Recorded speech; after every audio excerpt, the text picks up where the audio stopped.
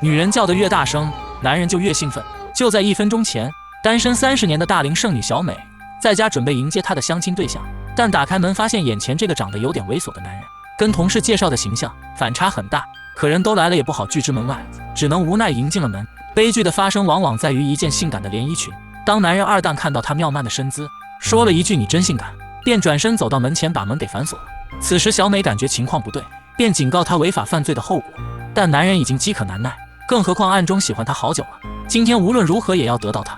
小美刚想转身逃跑，二蛋一把拽住小美的头发，就算小美拼死反抗还是无济于事，最终在二蛋的深情一吻下结束了长达10秒的侵犯。随后二蛋腰酸背痛地逃离了现场。等真正的相亲对象到来，看到眼前的一幕果断报了警。万幸小美的身体并无大碍，但内心的创伤却是无法弥补的。警方也很迅速地锁定了施暴者，并第一时间逮捕了外卖小哥二蛋。二蛋锒铛入狱了，可小美的生活却很糟糕，心灵和身体上的创伤让她精神恍惚。小美原本是在医院工作的，最大的梦想就是当一名手术护士，可如今她拿起小刀，手就不停地颤抖，这对她的梦想无疑是毁灭性的打击。回到家，小美也变得歇斯底里起来，在地板上躺了整整1夜后，她似乎有了一个很可怕的计划。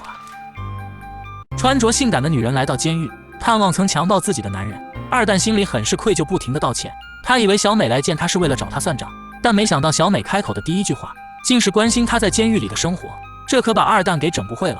尴尬地笑了笑，然后两人就像好朋友一样聊起了家常。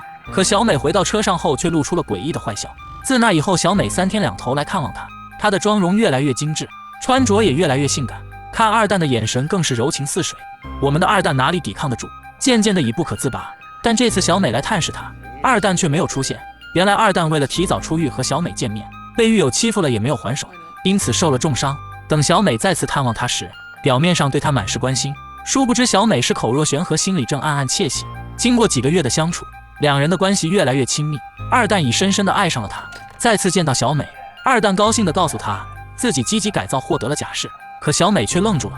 在她看来，显然还没得到应有的惩罚，但她面不改色表示会接纳她。二蛋也保证等她出狱后一定会弥补自己所犯下的错。在回去的路上，小美突然接到了父亲的电话，陪伴父亲多年的土狗莫名其妙的死了。小美急忙赶回家安抚着悲伤的父亲，并和他一起埋葬了土狗。可老父亲怎么也没想到，自己多年的老友竟是女儿为了复仇演练杀害的。男人提早出狱了，迫不及待想见被他侵犯的女人。这天小美刚到家门口，二蛋早已等候多时。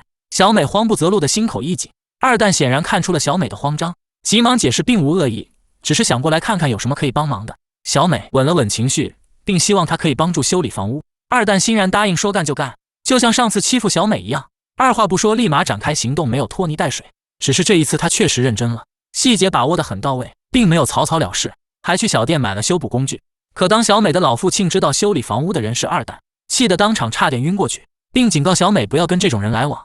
此时小美却告诉父亲，只有直面这个人渣，她才能战胜恐惧，重获新生。随后小美贴心地给二蛋倒了一杯快乐水，两人就像是热恋的情侣一般，空气中也充满了爱的味道。突然二蛋感到身体不适，晕了过去。